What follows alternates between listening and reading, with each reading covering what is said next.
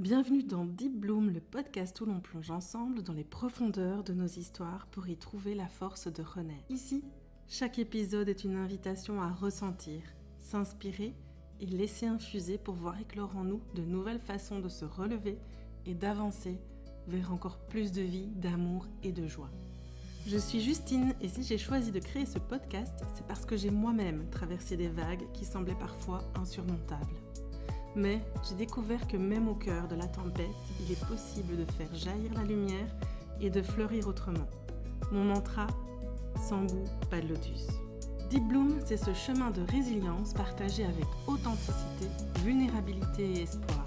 Aujourd'hui, pour ce premier épisode, je reçois Laurence. Laurence est cadre sup, formatrice, coach, maman de 2 enfants et encore tant d'autres casquettes.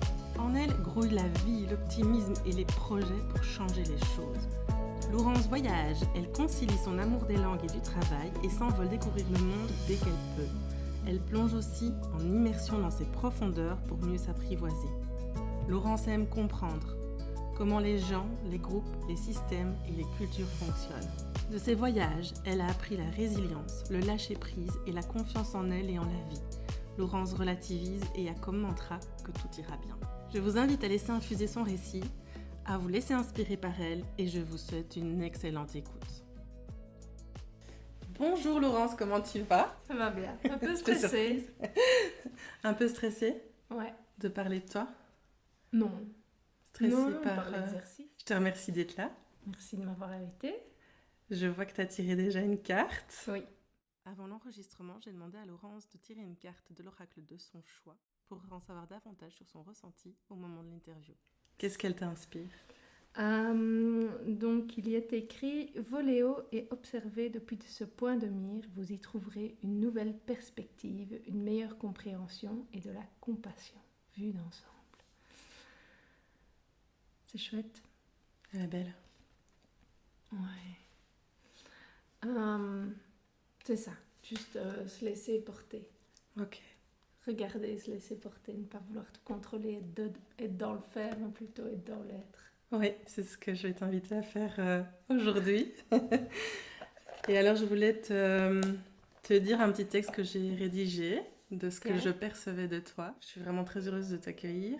Je te remercie en tout cas de ta confiance. Et je voulais dire déjà que j'étais très impressionnée et très admirative de la femme que tu es. Et j'ai vu que tu avais décroché un titre de la femme de l'année en technologie de l'information et la communication 2018. C'est juste. Waouh. Je te perçois comme une femme qui fait bouger les lignes, frondeuse, remplie de vie, d'énergie et de projets. Je te vois tout le temps en ébullition de vie. Je te trouve solaire, joviale, optimiste. Tu es cadre sup et je te vois comme une leader bienveillante, visionnaire, qui questionne les systèmes, les fonctionnements pour continuellement les améliorer. Maman de 2 petits, tu viens de Liège. T'es arrivée en Gaume par amour. Actuellement, t'es en transition professionnelle. Tu restes impliquée aussi dans la jeune chambre, là où tu peux former, créer et développer d'autres facettes de ta personnalité. Je te vois sensible à l'humain, à l'écoute, attentive aux autres, prête à donner des conseils à ceux qui viennent te voir et se confier à toi. Et ce que j'aime chez toi, c'est ta compassion. Ça rejoint un peu la carte du colibri. La compassion pour les autres et aussi ton autocompassion. C'est ta capacité de résilience et ta manière de voir la vie sous forme d'expérience et non pas comme des échecs. Ce qui m'inspire chez toi, c'est ton influence, ton ambition, ton charisme et c'est aussi ta manière de faire de ta vulnérabilité un art. Qu'est-ce que tu ressens ? C'est très beau. Est-ce que ça correspond ? Pour moi, c'est de toute façon vrai parce que c'est ta perception. Mm-hmm. Je suis un peu émue. Ouais. Et je me dis aussi, ça c'est tous les beaux côtés. Ouais. Parce que c'est pas, voilà, il y a aussi tout le côté qu'on voit pas. Mm-hmm. Tout à fait. Donc, très beau. Et puis c'est beaucoup plus compliqué et parfois plus noir que ça. Ouais. Mais avec la lumière, t'as aussi l'ombre, donc Tout à fait. normal. Il y a toujours le pendant. Ouais. Et est-ce que tu as envie justement de parler des autres facettes de toi et un peu de ton parcours ? Oui, on peut. Donc, ouais, moi j'ai grandi dans un tout petit village. Mm-hmm. Ça s'appelle Henri-Chapelle. Donc c'est aux 3 frontières avec les Pays-Bas et l'Allemagne. Ok. Pas très loin de Eupen. Et j'ai grandi dans le milieu agricole, donc très très rural. Et j'ai toujours été pas l'enfant non, je suis de nature très sage, j'aime bien les règles.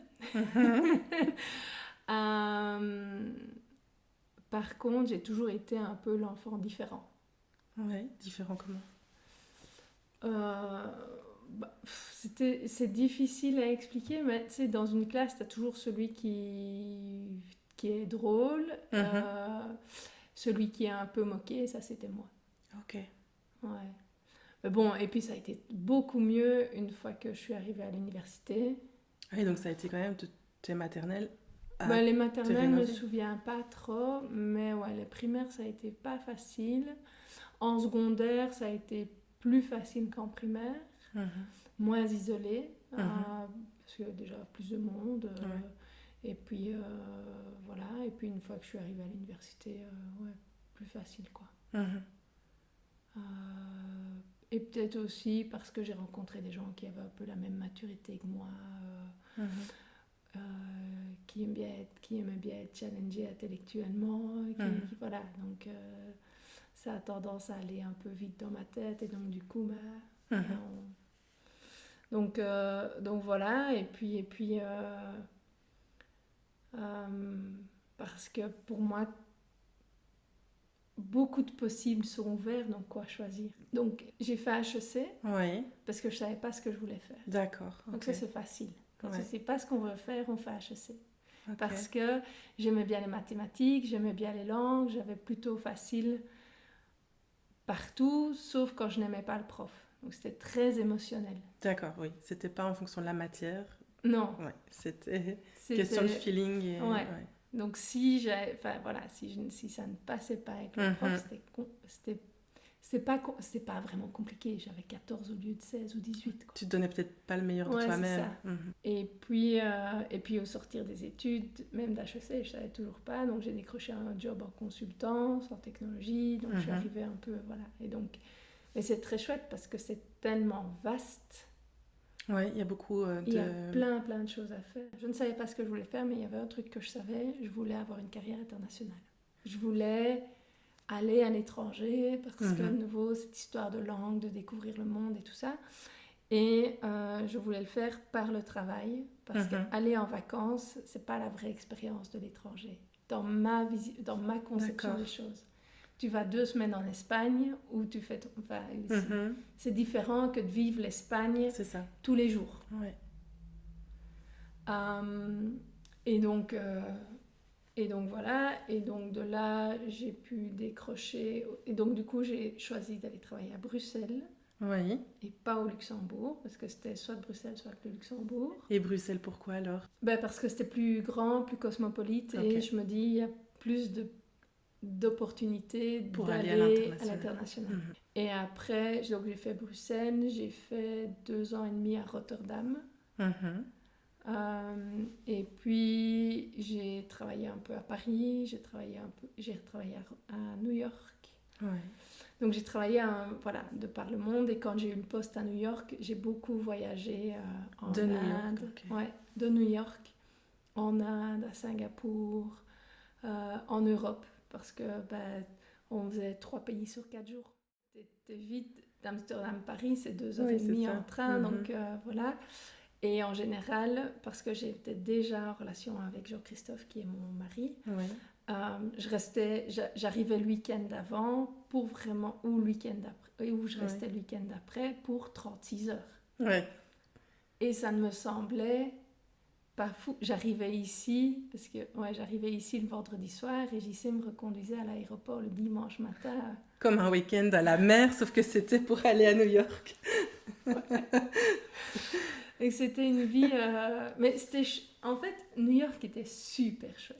Vraiment, parce que j'ai un vrai amour du travail. J'aime beaucoup travailler, beaucoup.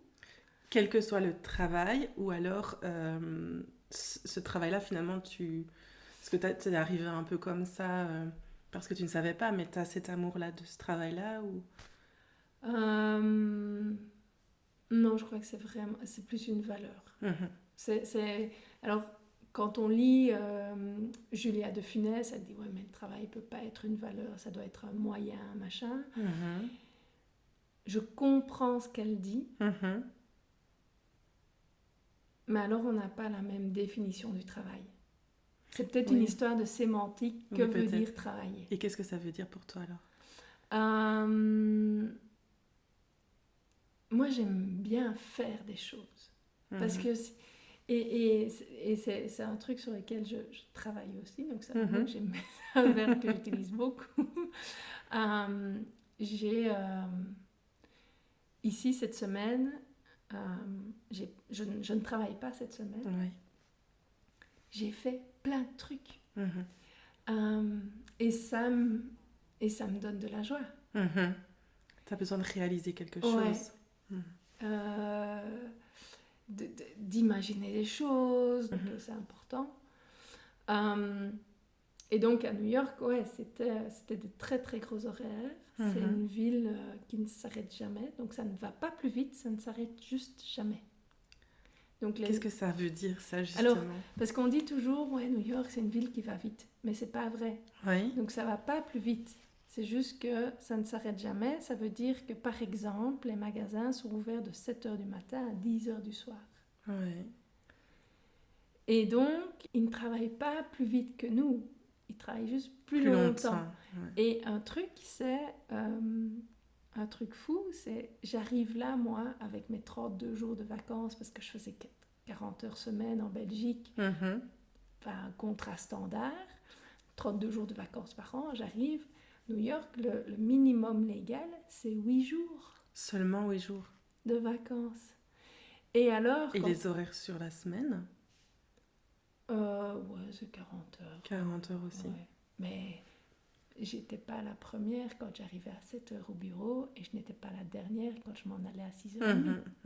Et donc, et alors aussi le truc c'est, parfois on se dit, il y a le week-end du 4 juillet, si ça tombe un mardi, ils vont prendre le lundi et puis ça va leur faire un long week-end et puis ils vont peut-être venir ici en Europe pour 3 jours et demi. Et nous, on trouve ça fou. Oui. Mais en fait, ce n'est que à 5h30 ou 8h d'avion, ça dépend dans quel sens tu vas,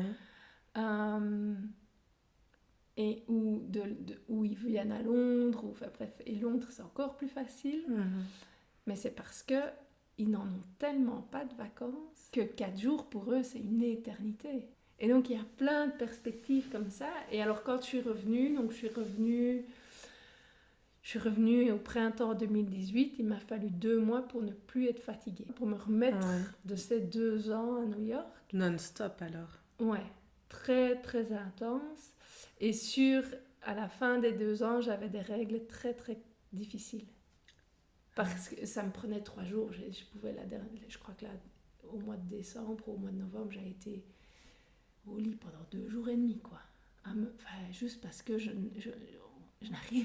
n'arrivais pas, mes règles c'était beaucoup trop dur. Ah oui, ton corps a vraiment mon corps a encaissé.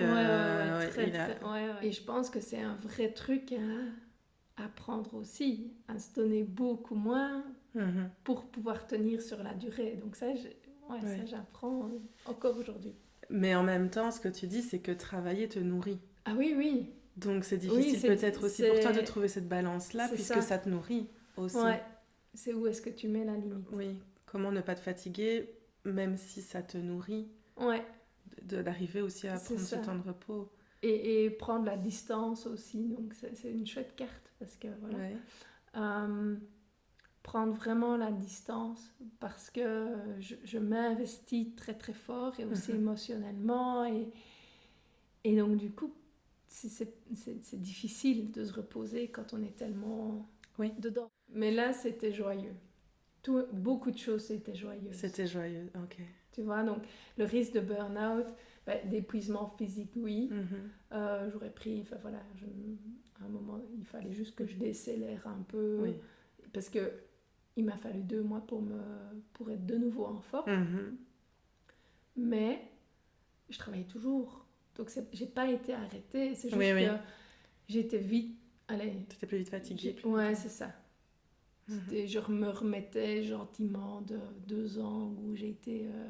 Ouais. Et tu étais dans une émulsion, en fait. Oui. C'était passionnant pour toi, ces 2 années-là. Ouais. Et j'étais capable de m'endormir partout. J'ai fait combien de vols d'avion où j'ai pas senti qu'on décollait et je me suis réveillée à l'arrivée. Oui. Donc voilà, aujourd'hui beaucoup moins. c'est positif. Oui, donc aujourd'hui, le rythme de vie maintenant, de travail que tu as, parce que quand on te voit aussi d'extérieur, tu as une vie super remplie. En fait, ça n'a rien à voir avec ce que tu as connu et ce que tu as pu faire pendant 2 ans. Et en plus, toi, ça te nourrit de faire tout ça. Tu en as besoin, autrement. Tu perds peut-être du sens. Ou oui, sinon. Mais parce que... alors, peut-être qu'on devrait y revenir plus tard, mais c'est vraiment... La jeune chambre, pour moi, c'est pour pouvoir y caser tout ce que je peux pas mettre dans mon boulot. Ouais. Toute la créativité, donner des formations, tous les trucs. Alors, pour le boulot qui arrive, je sais pas très bien. On verra bien comment ça... Parce que c'est encore à définir. Mais pour le boulot précédent, c'est... Donner des formations n'était...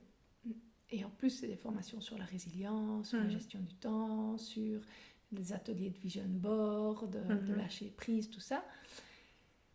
Ben ça, oui, je conseille... Enfin, je conseille pas... Quand j'ai des jeunes qui arrivent et que je vois où je me dis oh, il faut qu'ils fassent attention parce que quand il y a trop de charge de travail, ils ont mal au dos ou des trucs, c'est des trucs que je leur nomme. Ouais. Mais voilà, est-ce que tu fais le lien entre ta charge de travail et tes maux de dos? Donc voilà, mais ouais, c'est une échappatoire pour caser tous les trucs qui germent, les idées, les choses que j'aurais envie d'explorer un jour ou l'autre, et je les mets ailleurs, quoi. Ouais. C'est comme peut-être, là, t'es revenue en Gaume, donc suite à New York, c'était par amour. C'est ça. Ben, oui et non, en fait... Parce que si on dit c'est par amour, ça voudrait dire, parce que on m'avait donné le feedback à l'époque, c'est ouais, tu abandonnes tout pour un type. Et c'est pas vrai. J'ai voulu tenter cette histoire d'amour et aller au bout de voir ce que c'était. Et j'abandonne tout, oui et non. Enfin, je veux dire, à un moment, ça se mettait bien. C'est fou parce que ça se mettait très très bien parce que mon chef changeait et la personne qui occupait la position qui venait ensuite, c'est quelqu'un, ça ne fonctionnait pas. D'accord. Alors, il était content de il était content de mes performances, stricto sensu, du contenu, mais moi j'ai aussi besoin de savoir que je fais du bon travail. Avec avoir un mail où même pas un bonjour, pas un merci, pas une bonne... Enfin, ça me dérange. Ouais. Moi, j'ai besoin qu'il y ait un tout petit peu de formalisme sur bonjour, comment ça a été tes vacances si j'en ai eu, ou alors juste un bonjour et un merci à la fin. Ouais, ça j'ai besoin. Si c'est juste dans le titre du mail, envoie-moi ce rapport d'ici demain, ça ne passe pas. J'ai beaucoup de mal. Ouais, alors ça ne dit rien sur la personne, ça en dit beaucoup plus sur moi et ma sensibilité, donc j'ai besoin de ce formalisme et tout ça. Et puis peut-être de te prendre en compte et d'être un peu... Oui, et qu'il y ait un minimum de chaleur, de respect. Oui, et en fait ça n'en dit pas tellement sur le respect à lui, c'est pas pour ça qu'il ne me respectait pas, c'est juste que lui c'était action-réaction. Oui, lui il était dans son truc. Voilà, et voilà. Et c'est beaucoup... Ça en dit plus sur mes besoins. Et je voyais bien que ça n'allait pas le faire parce que je prenais trop à cœur. Il ne me dit même pas bonjour. Oui. Alors que dans sa tête, c'est pas ça qui se passe. Enfin, je ne sais pas ce qui se passe dans sa tête, mais dans sa tête, c'est pas du tout ça. Oui. Mais dans la mienne, il y avait tout des scénarios, des histoires. Et donc mon chef changeait. Donc ça tombait très bien.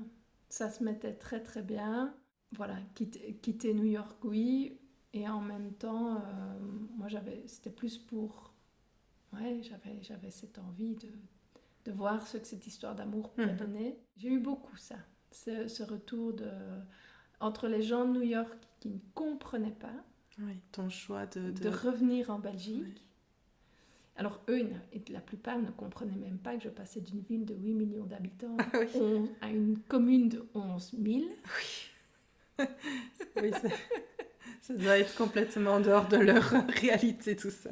Et parce que New York est la plus belle ville du monde, c'est hyper cosmopolite, tout est possible.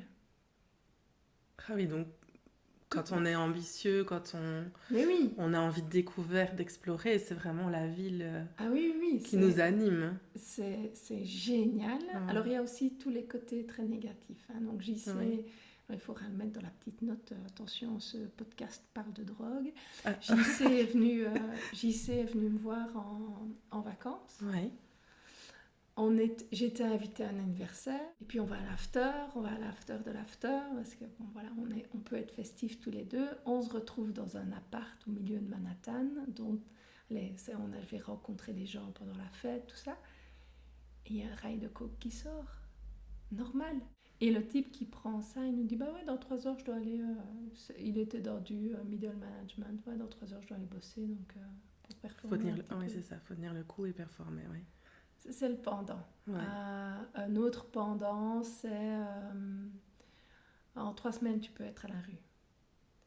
Oui, tu n'as pas de sécurité d'emploi, même de logement. Rien. C'est très très dur.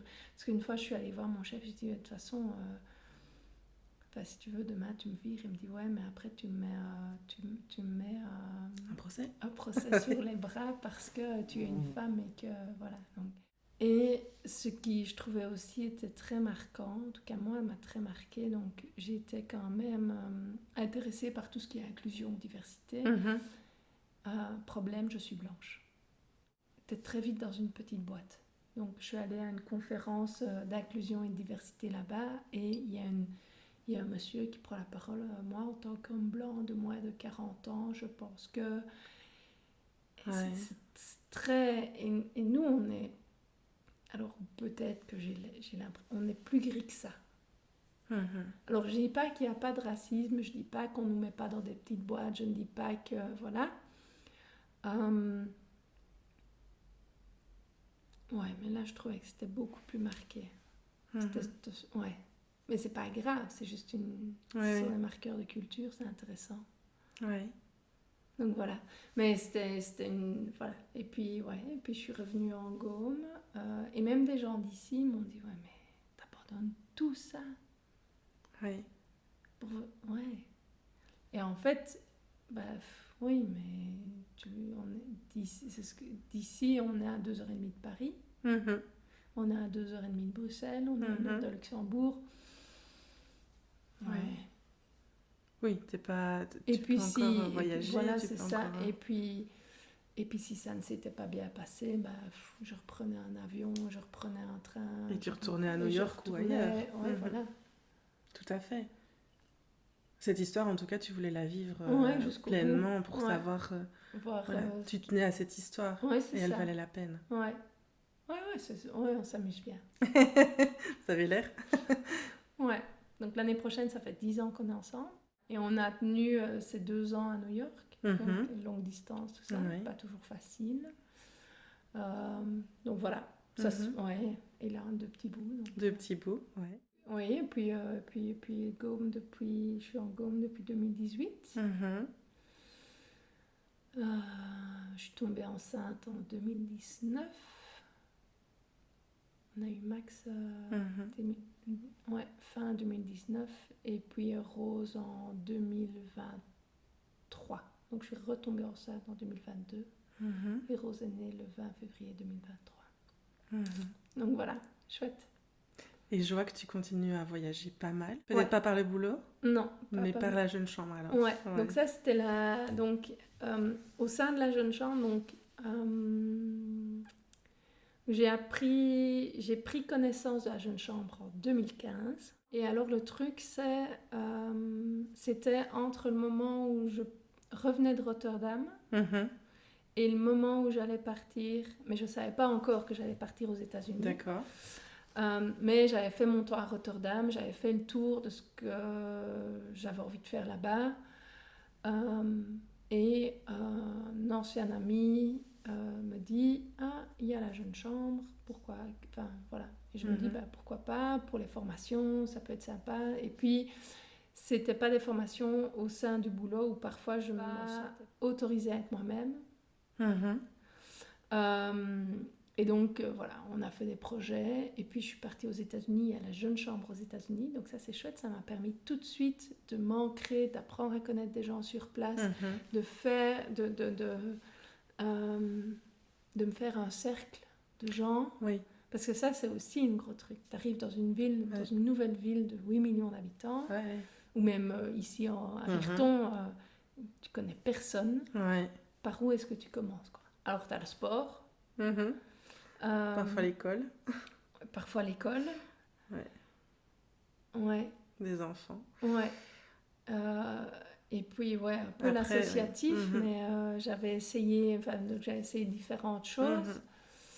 Et non, et donc, ouais, c'est super facile pour s'ancrer.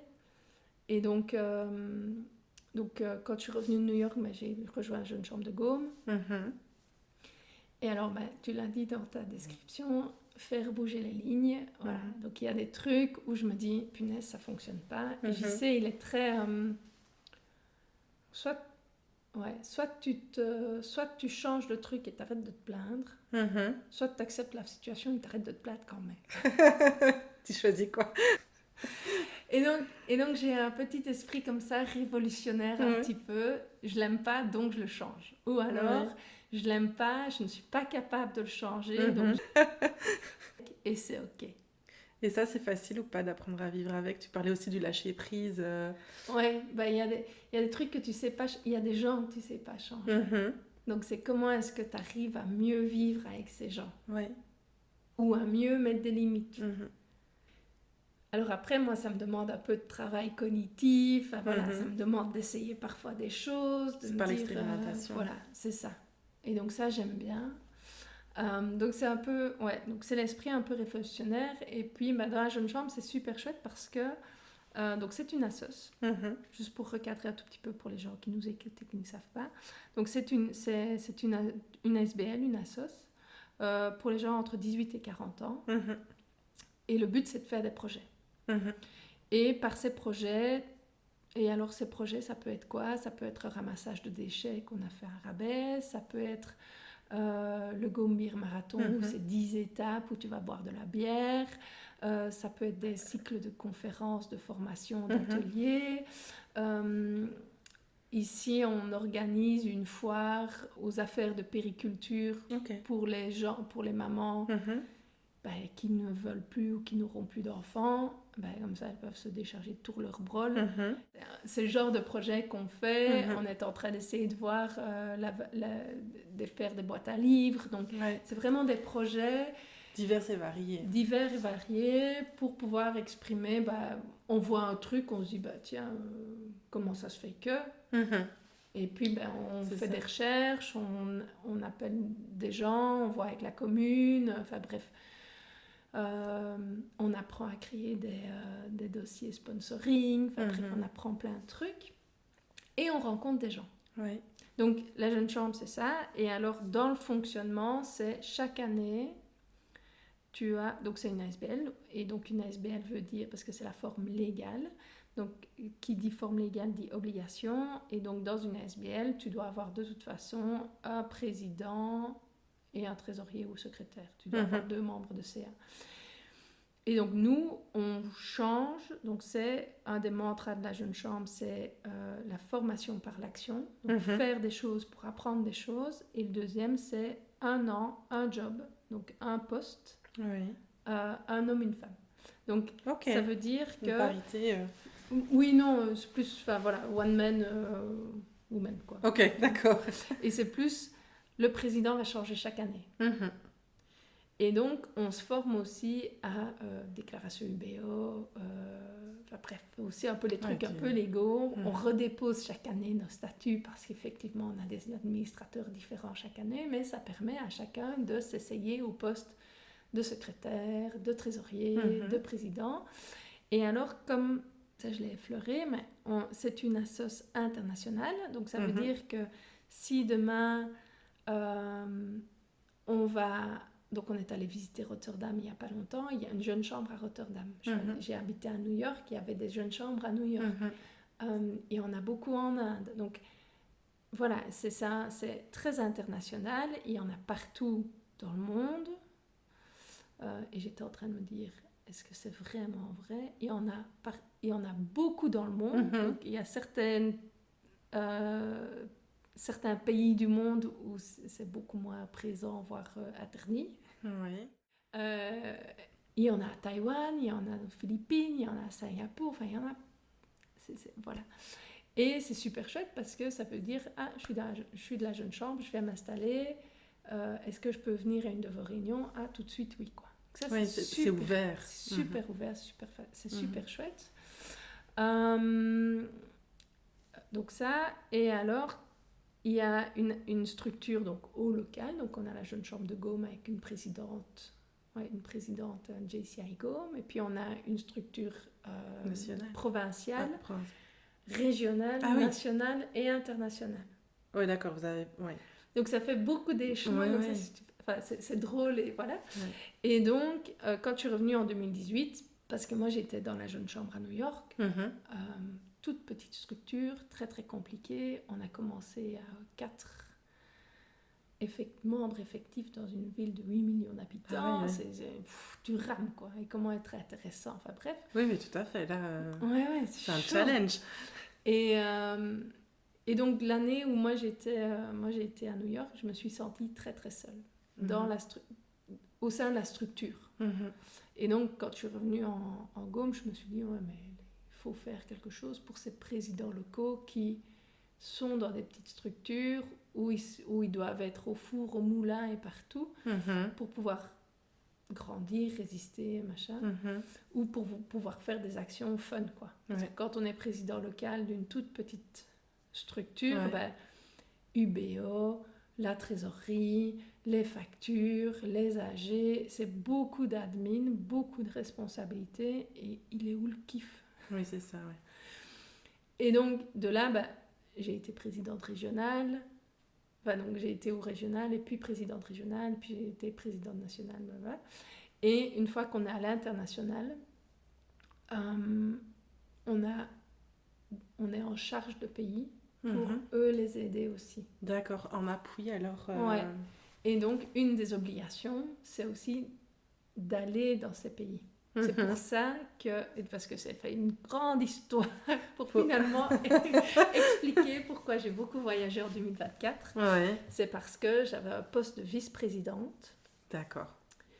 Au sein de la jeune chambre. J'étais responsable de 8 pays, donc des pays nordiques en Europe. Et donc je suis allée voir l'Islande, j'ai été en Islande, en Lituanie, Lettonie, Estonie. Et puis effectivement le Danemark, la Finlande, la Norvège et la Suède.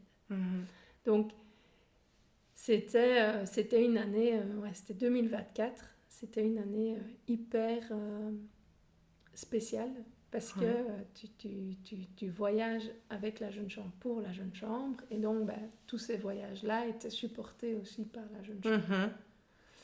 Et donc, qu'est-ce que ça veut dire? Ça veut dire donner des formations auxquelles ils n'ont pas forcément accès, ça veut dire donner des perspectives, les inspirer, tout ça.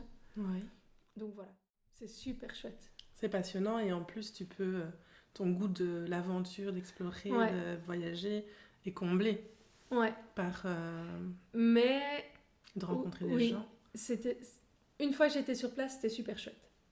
Le truc, ça me brisait toujours le cœur de fermer la porte pour aller à l'aéroport.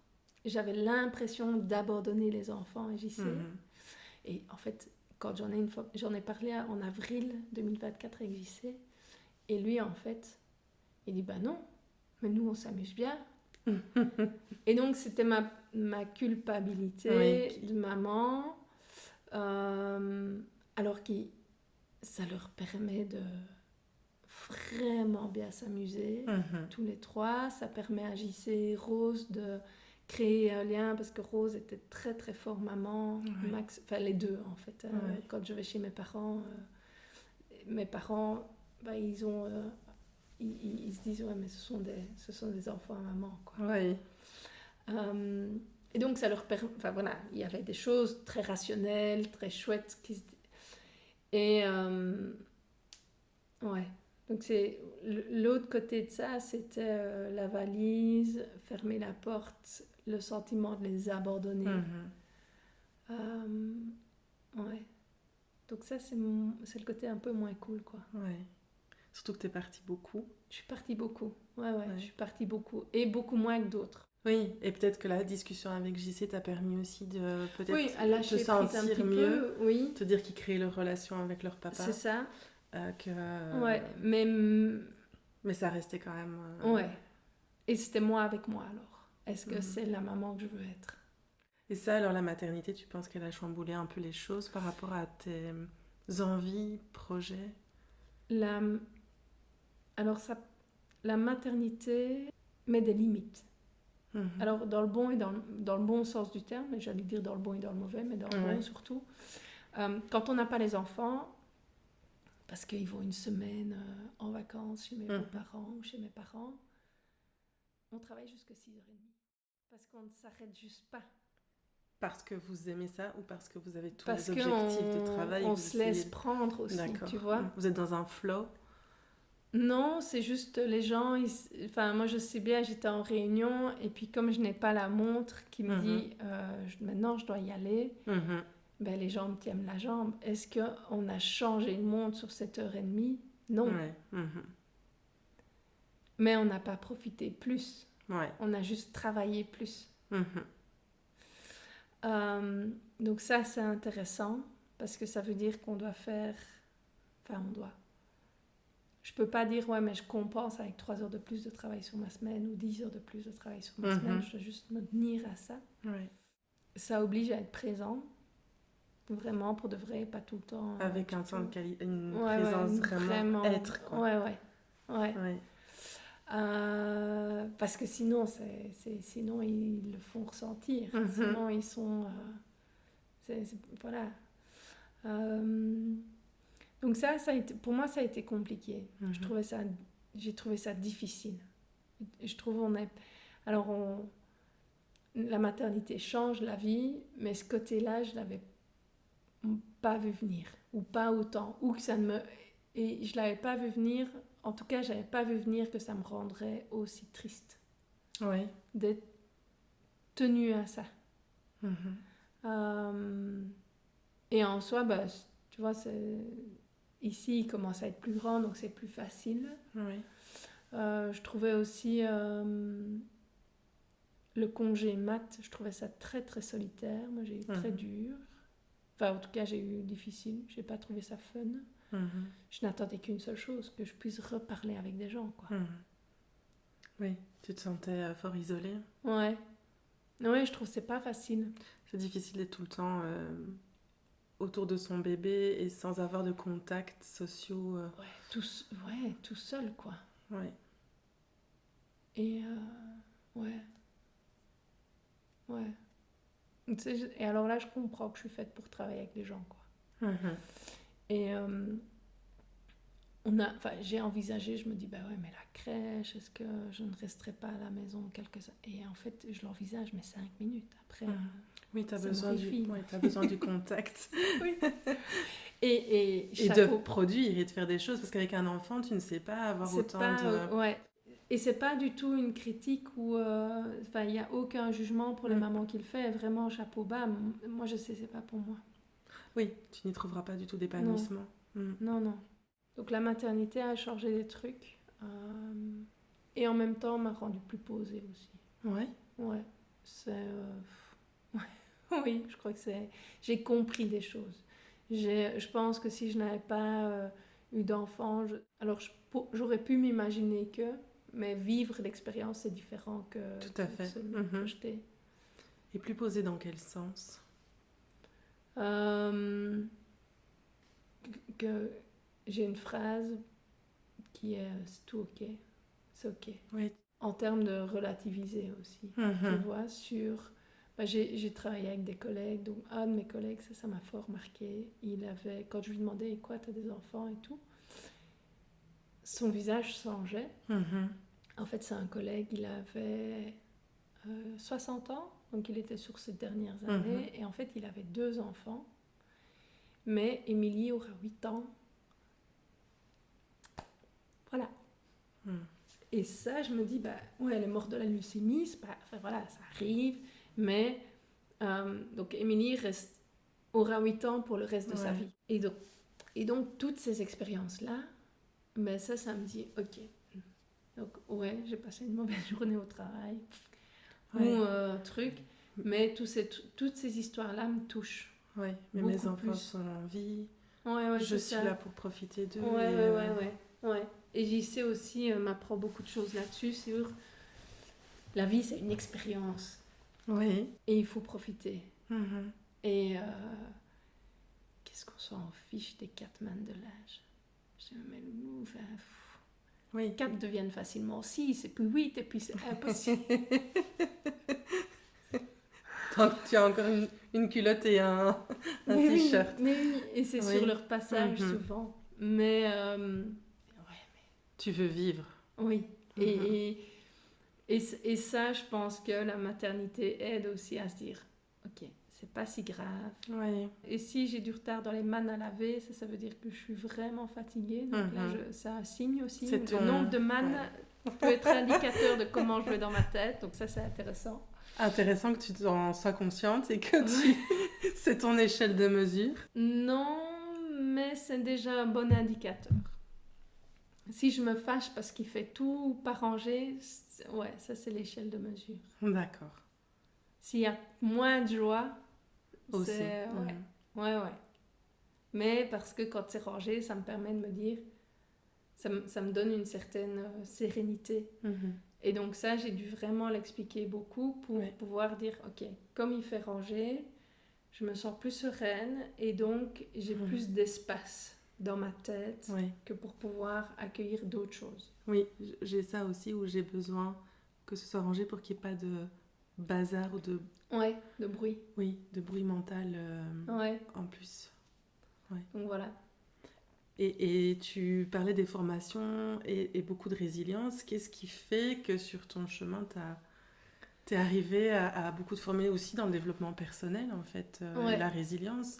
Est-ce que c'est ce que tu as vécu dans l'enfance et l'adolescence par rapport à te sentir différente? Est-ce que...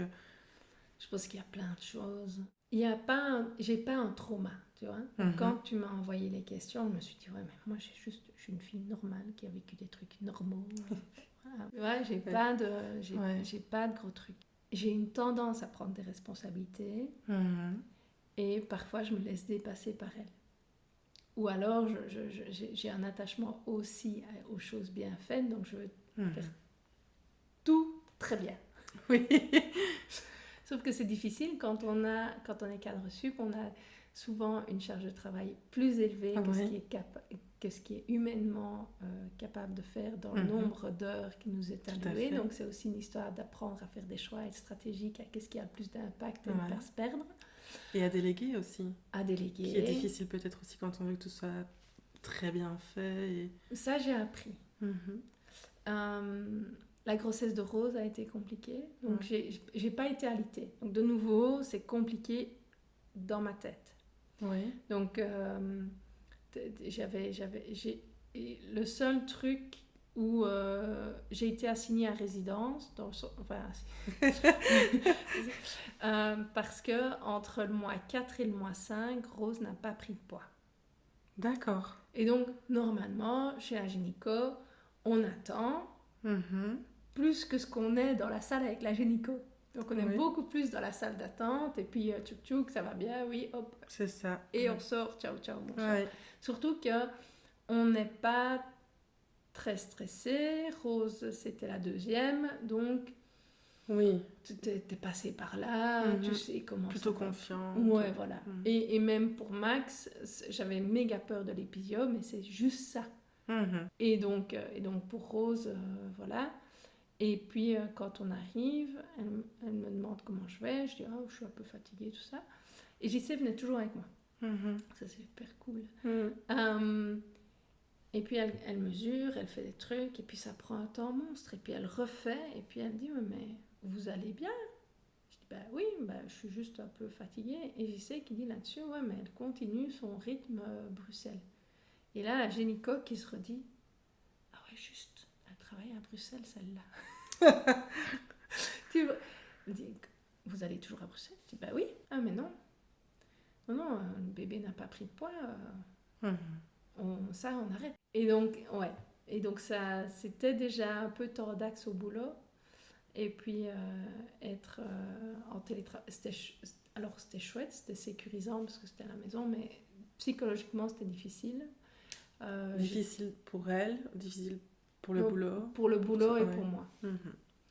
Par rapport au contact. Ouais, aussi parce que ça ne rentrait pas dans la case. Normalement, on doit être minimum 2 jours au travail, enfin sur place. Et donc voilà, et alors j'étais dans un projet exigeant avec des gens qui voulaient, enfin ça devait être bien quoi.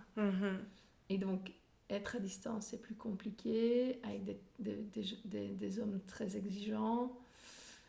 Voilà, c'était pas un cadre de travail super posé ou serein et tout ça. Donc beaucoup de pression. Ouais, quand même. Et aussi de la pression que je me mettais moi-même. Ouais. Et j'ai tendance à être anxieuse quand je suis enceinte. Donc voilà, ça ne s'est pas bien. Tu ne te sentais pas bien. Ça ne se passait pas bien dans ma tête. Je me souviendrai toujours, on était allé à un anniversaire et il y a une des filles qui me demande, j'étais à 6 mois de grossesse, elle me demande comment je vais. Et j'ai les larmes aux yeux. Parce que je détestais. Alors, bien sûr, j'en faisais des blagues au bout, genre, je roule plus que je ne marche. Bref. Et alors, quand Rose a eu 6 mois ou 1 an, j'étais allée à un anniversaire de ma sœur. Et quoi le 3e? Et là, j'ai les larmes aux yeux en disant, mais non, plus jamais je veux revivre ça. Tu n'imagines pas ce que tu es en train de me dire. Parce que, trop dur, quoi.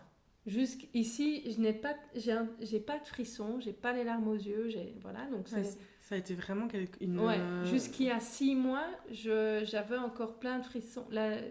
J'avais encore plein de frissons, les larmes aux yeux de comment ça a été. Je veux plus jamais vivre ça. Plus jamais ressentir ce que tu as ressenti. Ouais, non. Plus jamais être enceinte parce que j'ai ça. J'ai tendance à être plus anxieuse, à être plus stressée, à me mettre plus la pression, à me poser plus de questions, à voir tout en noir. Et une fois que tu accouches, cet état d'esprit s'en va? Mais le truc, c'est une fois que je suis en congé mat, ça va mieux. Parce qu'il y a déjà un élément de moins où je dois performer. Ouais. C'est une histoire de pas être de me voir moins capable à performer. Puisque je dois... Enfin, 2 personnes habitent mon corps, quoi. Ouais. Et moins capable à performer dans quoi? Mais surtout dans le boulot, dans les autres trucs, ouais. Tu te sentais vraiment empêchée dans cette... Mais oui, parce que... Ah oui, et j'étais fatiguée tout le long. Donc, j'ai pas cette grossesse où la fatigue, c'est juste les 3 premiers mois. Moi, c'est tout le long, quoi. À faire des siestes sur le temps de midi. Tous les midis. Et avoir le nuage, le brouillard un peu tout le temps. Plus les angoisses. Ouais. Et puis alors après, je me réveille en plein milieu de la nuit parce que je sais pas dormir. Enfin voilà. Et donc du coup, cercle vicieux, quoi. Donc ça, c'est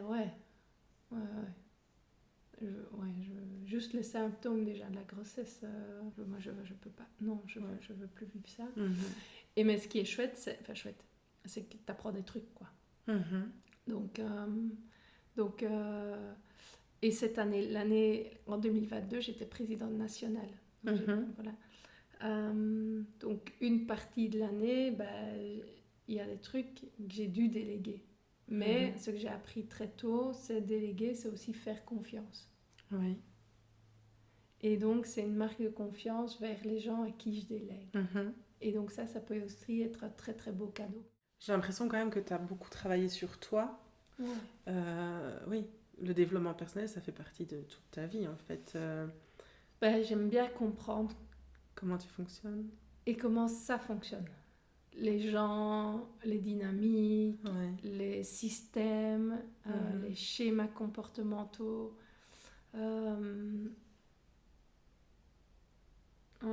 Je sais pas, je pense que les premières formations, donc pendant mes études, on a eu certaines modules de formation sur tout ce qui est les différentes cultures. Donc, voilà.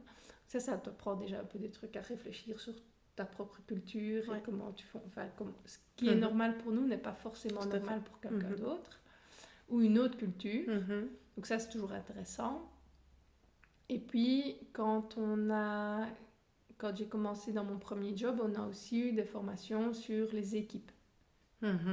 Donc une équipe, la dynamique d'équipe. Voilà, et une équipe efficace passe par différentes phases. Donc, dans quelle phase est-ce qu'on pourrait être et tout ça. Et donc ça, c'est intéressant. Et puis, via la jeune chambre, moi, c'est qui est-ce que je suis. Il y a toute une série de modules sur apprendre à se connaître soi pour mieux interagir avec les autres et pour être mieux compris. Et donc là, il y a des vrais trucs où je me dis, ah ouais, ok, donc je fonctionne un peu comme ça, ok.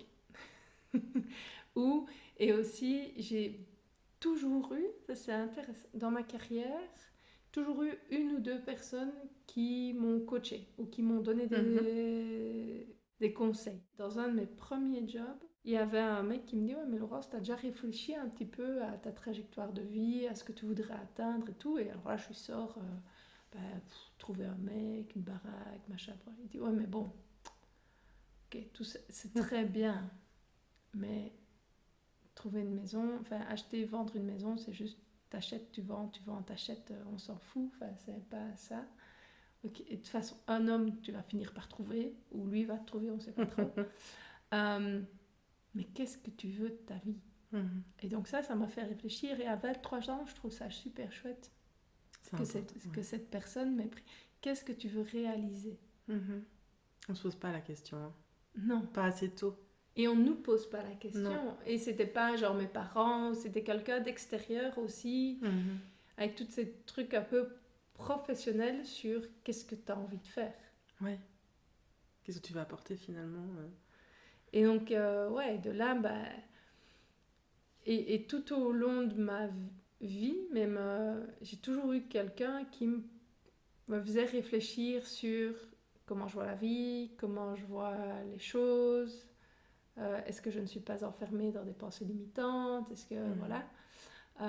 Et plutôt, donc ici on est presque en septembre 2025, mais en avril, j'ai été voir une psy. JC m'a dit « Ouais, mais t'es quand même tout le temps fatiguée, ça ne va pas, t'es pas de bonne humeur. » Donc ça, il faut pouvoir l'entendre. Et le truc, c'est... Elle m'a... Parce que je connais toutes les techniques. Je sais plein de choses. Je sais qu'il faut écrire, je vais me balader dans la forêt et tout. Mais mine de rien, de temps en temps... Un petit rappel, une piqûre. Et elle dit, ouais, c'est bien d'avoir pris la semaine de congé. Mais en fait, il faut que ce soit durable. Oui, tout à fait. Et donc, comment est-ce que tu remets les choses en place pour que ça redevienne durable et que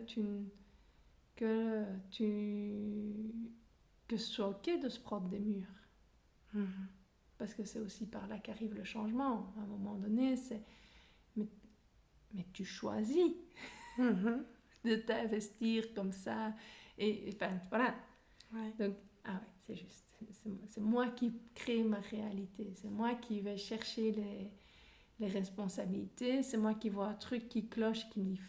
Il faut que ça change. Il faut que ça change. Comment est-ce que je peux le faire changer ? Des données, des agrégés, démontrer, faire une...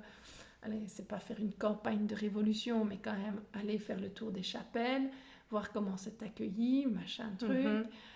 Voilà. Et en fait, ce truc qui cloche, est-ce qu'il cloche depuis 13 ans au moins ? Est-ce que tout le monde s'en fout ? Oui. Pourquoi est-ce que moi, je mets martel en tête ? Oui. Si tout le monde s'en fout. Tout à fait. Tu vois ? Savoir, comme tu dis, quel combat mener Et quel combat accepter de laisser tomber. Et parfois, même me dire, c'est pas assez impactant. Oui, ça cloche, mais il semblerait que tout le monde vive avec. Et voilà, et donc c'est aussi parfois refaire le point en se disant, mais ok, c'est ok. C'est des petits rappels que tu dois... Ouais. Mais les piqûres de rappel comme ça, c'est dangereux parce que je vais aux limites. Tu vois, je vais un peu... Et donc, c'est ça aussi. Et être accompagné, avoir quelqu'un dans sa vie. Donc, j'ai eu des coachs. Ici, c'était la première fois où j'allais voir un thérapeute, mais c'est aussi ça. Ça me permet de me redire, petite piqûre de rappel sur ça peut être souple. On n'a pas besoin de mener toutes les batailles en même temps. On n'a pas besoin de... C'est pas parce que tu finis par sur les genoux que les gens vont venir t'aider. C'est pas comme ça que ça marche. Voilà. Et donc, je suis très bien entourée d'un point de vue personnel. Professionnellement, ça se passait bien, vraiment bien. Le truc, c'est... à un moment donné, il y a son cheval de bataille, il y a une bataille à la fois, quoi. Tout à fait. Et ça, j'ai quand même encore, parfois, je retombe dans des travers. Et donc, Et donc, j'ai dû, tu vois, la grossesse de Rose, j'ai dû apprendre à lâcher prise, à comprendre que le besoin de nidification, c'était aussi dû à la grossesse, à comprendre que déléguer, c'était une marque de confiance, apprendre à respirer, apprendre à être ancré. Donc voilà. Et puis, mon congé mat m'a fait beaucoup de bien après Rose. J'ai beaucoup lu, j'ai compris plein de choses sur comment je fonctionne. Je me suis intéressée à plein de choses. Donc voilà. Et donc ça, je me dis, ça pour moi, c'est important parce que je ne voudrais pas que des gens doivent passer par là. Genre, mon petit collègue qui a mal au dos, je lui dis, écoute, il faut que tu puisses gérer ta charge de travail, comprendre quand tu as mal au dos, parce que ce sont des signes. Tout à fait. Et la résilience, ça passe par plein de choses. Chacun son style pour le faire. Tout à fait. C'est quoi la résilience pour toi et ton style à toi ? Pour moi, c'est vraiment cette compétence à se remettre en selle. Ouais. Donc, tomber, c'est pas grave. Alors, malgré que je n'aime pas le sport... Enfin, non, c'est pas vrai que je n'aime pas le sport. Malgré que je ne suis pas une grande sportive, je peux être très admirative de gens comme Michael Jordan, lire des trucs... Enfin, j'aime aussi lire beaucoup. J'aime beaucoup lire. Donc, pour moi, la résilience, c'est vraiment ça. Parce que Michael Jordan, il a raté beaucoup plus de paniers que ce qu'il en a mis. Oui, on ne voit pas ça. non, mais voilà. Et donc... Et donc le truc pour moi c'est aussi le fait d'essayer, de s'essayer à des choses, et si on rate c'est pas grave, c'est de réessayer et de faire mieux la prochaine fois. Ouais, c'est l'histoire de se relever. Et le côté tout ce qui ne te tue pas te rend plus fort, je trouve ça un peu dramatique et c'est un peu poussé à l'extrême, et aussi c'est souvent utilisé dans des cas où je me dis ouais mais c'est pas cool. C'est vraiment apprendre. C'est toujours apprendre, voir ce qui fonctionne pas, fine-tuner. Enfin, tu vois, c'est comme quand on a trouvé l'ampoule, il y a eu plein d'essais avant. Tout à fait, ouais. Donc, pour moi, la résilience, c'est pouvoir se remettre en selle, se dire, ok, avoir le recul pour se dire qu'est-ce qui a fonctionné, qu'est-ce qui n'a pas fonctionné, qu'est-ce qui fonctionne pour moi, qu'est-ce qui est facile pour moi. Et ça ne l'est peut-être pas pour quelqu'un d'autre. Propre à chacun. Ouais. Alors moi, ce qui fonctionne bien, ce que j'aime bien faire, c'est redonner la formation. Parce que dans le cadre de la Jeune Chambre, j'ai développé une formation sur la résilience. Ça, j'aime bien transmettre. Ça me parle beaucoup. Et alors, redonner la formation de la résilience me permet à chaque fois de reprendre le temps, de prendre le temps. Parce que c'est vraiment une formation où on va faire un peu de respiration, de la visualisation, on va faire de l'art, on va colorier, donc on va faire des trucs aussi qui passent par la matière, où on fait des choses. Parce qu'aujourd'hui, Alors, de temps en temps, je fais un peu de peinture, mais avec les enfants. Oui, c'est plus de la peinture pour toi. Ouais, c'est ça. Pour enfin, juste juste... moment d'art pour toi. C'est parce que ça, je prends pas le temps. Alors, cette semaine, de nouveau, j'ai congé. À aucun moment, je me suis dit, je vais dessiner. Oui. Mais c'est un outil qui fonctionne pour toi. C'est un truc que j'aime bien faire. Donc voilà. C'est un truc que j'aime bien faire. Et puis, ce que je fais depuis le début de l'année, je vais marcher. Alors, je vais pas marcher. Je suis pas à 10 000 pas par jour. Mais chaque mois, je vois que je m'améliore. Tu as une progression. Ouais. Donc ça, c'est chouette. Et tu sais t'y tenir? Alors, je suis souvent meilleure le lundi, puisque je ne le suis le jeudi. Mais à la fin du mois où tu te dis, ah ouais, aujourd'hui, ce mois-ci, j'ai été meilleure. Donc ça, c'est chouette. Et aussi, j'avais les 3 jours de télétravail. Donc, j'allais marcher 2 fois semaine pendant mon temps de midi, quoi. Donc, donc ça m'aide. Et j'aime bien voir la nature de semaine en semaine. Alors, évoluer, c'est assez fou. Donc voilà. Donc la résilience, pour moi, ça passe par la nature, passe par être moins connecté et donc plus avec les enfants. Leur proposer des trucs. Venez, on va faire de la peinture. Ils adorent. C'est vrai. Oui, les enfants, en fait, ils t'amènent une certaine forme d'apprentissage aussi sur la résilience. Ouais. Et peut-être être plus dans l'être, comme tu disais au début. Ouais, c'est ça. La résilience, est-ce que ça passe pas aussi par juste être Ouais. Et aussi être ancré. Avec les enfants, tu dois aussi être ancré pour... Ouais, c'est ça. Oui. Ouais. Pour ne pas être constamment sur leur dos, parce que si je suis constamment sur leur dos, c'est pas possible pour eux. Oui, et puis tu disais tantôt aussi que si tu étais sur leur dos, c'était aussi un signe qu'il y avait une fatigue qui était installée, qui... L'alarme sonne. Ouais, c'est ça. Enfin, moi, je trouve que je ressens beaucoup de confiance et de sérénité, finalement. Ouais. Dans tout ton parcours. Enfin, ton parcours t'a amené à avoir ça. Oui. Je trouve comme... Oui, parce que y a un ami qui m'a dit, il y a longtemps, au sortir de nos études, il m'a dit, ouais mais Laurence, si tu ne crois pas en toi, qui le fera? Et parce que aussi, je crois très fort à l'univers, et je me dis qu'à force, si je me concentre sur le négatif, eh ben le négatif vient. Alors que si je me dis...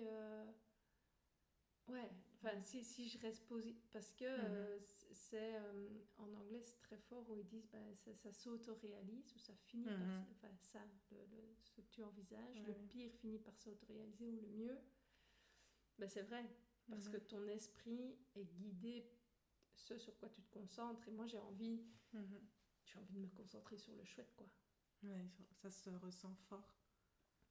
Mais ça a été aussi un travail de cultiver la joie, la gratitude aussi. Ouais.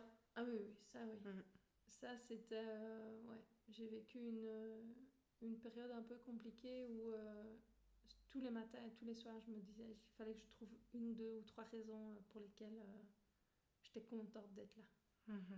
Donc, et ça aide, et puis c'est ancré, et puis voilà. Donc, mais moi je suis super heureuse. Et le fait d'avoir voyagé dans le monde aussi. Tu vois, moi j'ai vu l'Inde. Alors l'Inde c'est très beau. C'est très très beau. Oui. Mais c'est aussi très très dur. On est allé, entre guillemets, alors ma soeur en a été choquée, mais on est allé, entre guillemets, visiter un bidonville. Donc on a été reçus ils n'ont rien, tu vois. Et alors aujourd'hui, quand je vois un lit, je me dis, c'est vraiment cool. Parce que combien de nuits je n'ai pas dormi dans un avion?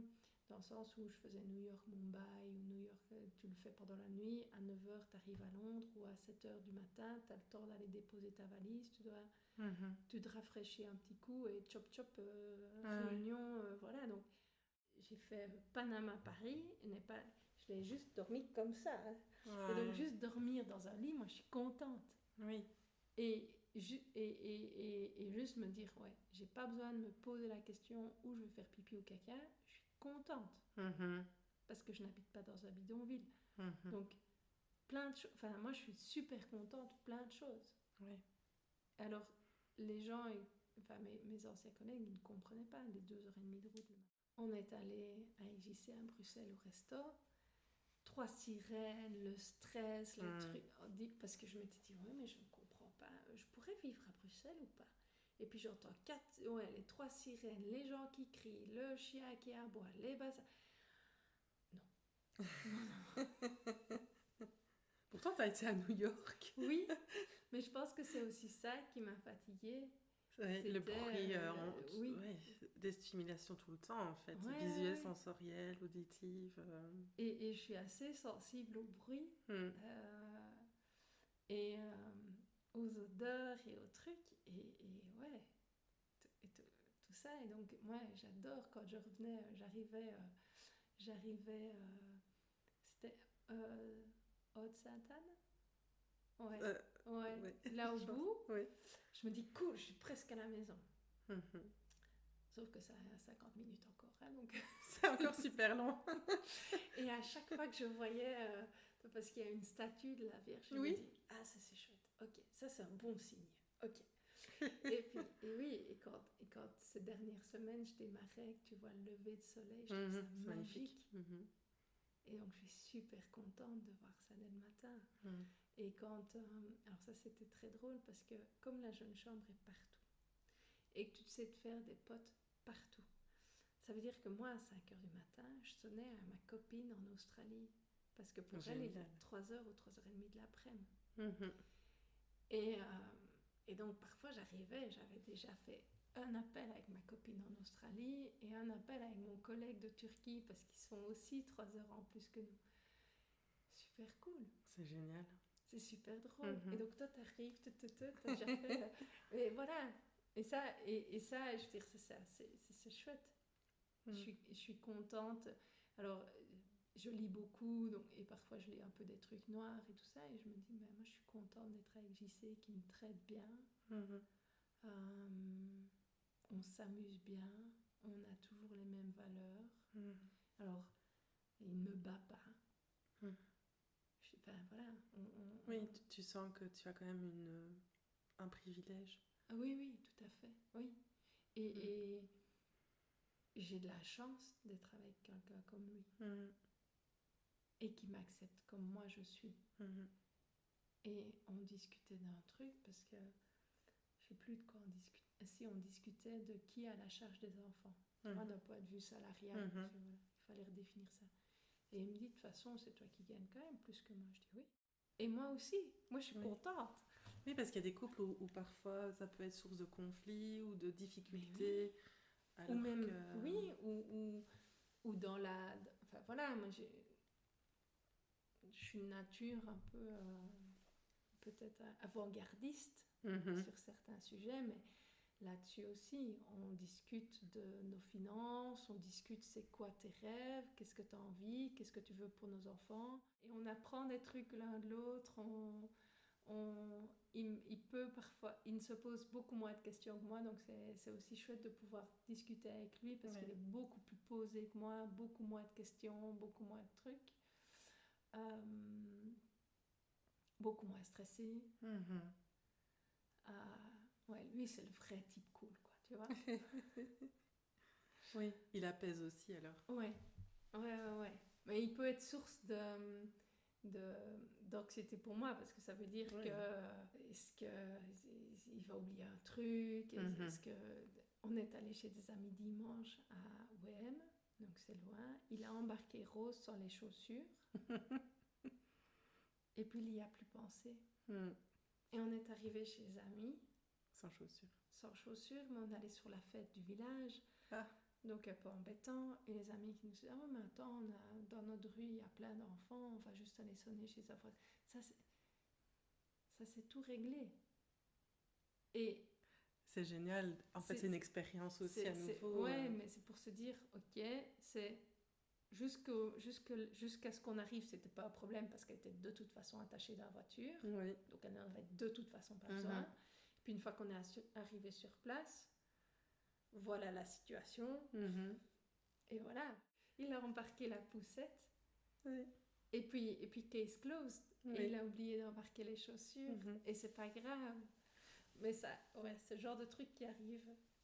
Il te permet aussi, oui, de continuer à prendre Ouais. le lâcher prise. Ouais. D'accepter. Il y a des trucs. Et je l'ai déjà dit à sa maman. Je lui ai dit, mais...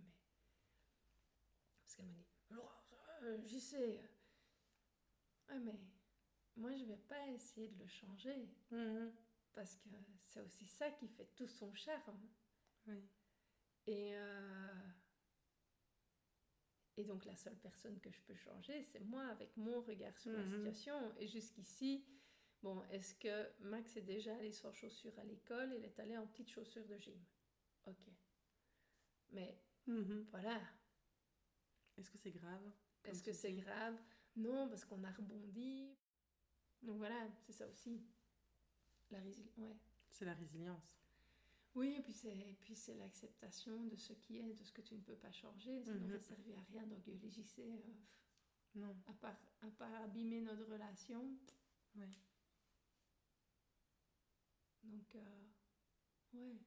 Et puis ça, ouais, c'est aussi ça qui fait son charme. C'est vraiment ça. Ce côté, ouais, super relax, super cool. Donc voilà. Merci Laurence. De rien. J'avais un petit portrait chinois, est-ce que ça te dit d'y répondre? Ouais. Alors, si tu étais une couleur, si ton parcours, ta résilience était une couleur, laquelle ce serait? Alors j'ai beaucoup réfléchi quand même sur ces histoires, sur ces questions-là. Et alors, c'est le jaune qui m'est venu, alors que c'est pas forcément une couleur que j'affectionne particulièrement. Ouais. Et je ne sais pas expliquer pourquoi c'était le jaune. Mais c'est le jaune tout doux. Parce que un jaune presque blanc, qui peut venir très... Enfin, vraiment ouais, jaune, blanc, cassé, comme ça, très... Ça fait penser à une lumière vraiment... Ouais, toute douce, un peu lumière, veilleuse, comme ça. Ouais. De la chaleur aussi. Donc voilà, oui, je ne sais pas pourquoi jaune, parce que voilà. Si tu étais une fleur et si ton parcours était une fleur? Ça, j'aime bien les premières fleurs de l'année, c'est les perce-neige chez nous. Et elles reviennent chaque année, donc ça c'est chouette. J'aime bien ce côté où, quand tu vois les perce-neige et qui peut encore avoir gelé la nuit et tout, et que c'est quand même très tôt dans l'année, c'est toujours que je me dis, ah ça c'est chouette. Ouais. C'est toujours chouette les perce-neige. Donc ouais, et on n'a rien fait pour... Enfin, on habite une vieille maison, donc on n'a rien fait pour les avoir et elles reviennent. Si tu devais associer ta force intérieure à un élément de la nature? Moi j'aime bien les eaux profondes. Ouais. On m'a une fois fait le feedback que j'étais une force tranquille et j'aime beaucoup l'élément d'eau. Ouais. Et donc je pourrais regarder la mer pendant des heures, mais j'aime aussi beaucoup être sur l'eau, dans l'océan, et regarder le bleu profond de l'océan. J'aime vraiment bien. Donc ce serait ça. Si tu étais une saison aujourd'hui, après tout le cheminement, tous ces voyages, tous ces apprentissages sur toi? Alors, j'aime beaucoup l'automne et je trouve qu'il y a encore des trucs que je pourrais me défaire. Donc, je trouve qu'on a beaucoup d'affaires. Enfin, j'ai tendance à accumuler des trucs. Ouais. Et l'automne, c'est aussi pour se défaire. Se dépouiller. Les arbres enlèvent toutes ces feuilles qui leur ont bien servi et tout. Mais ouais, c'est vraiment encore un peu se défaire de choses. C'est pas forcément se dépouiller, c'est peut-être aller loin, mais c'est se défaire. Pas, juste, ou peut-être cette histoire de se mettre à nu, je ne sais pas. C'est juste s'alléger. S'alléger. Ouais.